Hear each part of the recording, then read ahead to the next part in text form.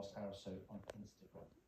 And finally, the UK's hedgehog population has fallen by up to 75% since the year 2000, and charities have now drawn up the first ever national hedgehog conservation strategy.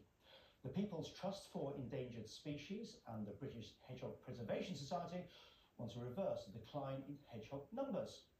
Well, we've been seeing her all morning. Juliet Dunlop is at Burns Island Hedgehog Haven in Fife for us this morning. Juliet, we've had Herbie earlier on. Who have you got there now? We've got Fudge, Jonathan, and as you can see, he's sniffing around. They're very active still at this time of day, but he's one of the lucky ones. His nest had been disturbed, his mother had left him. She'd built a nest under a fairground ride, and poor Fudge was very underweight.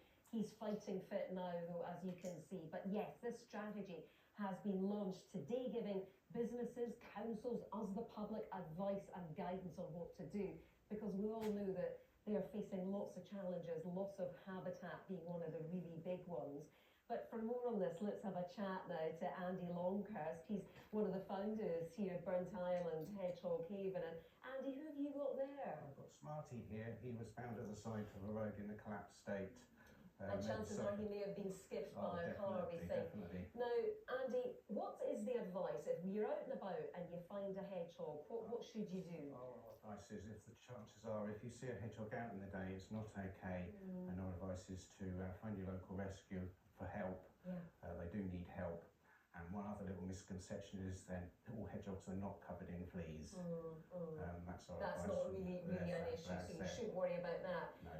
But the good news, Jonathan, is Fudge here and all the other hedgehogs, they are on their way back to health, and they've been putting on weight. In fact, Fudge is due another little feed, and as you can see, doing pretty well. In fact, I think we're going to put him back in his box just now. But certainly we can all do our bit by maybe thinking about putting out water, having a feeding station in the garden, maybe a hedgehog highway so they can cross from one garden to another. But yes, they're all doing very well here.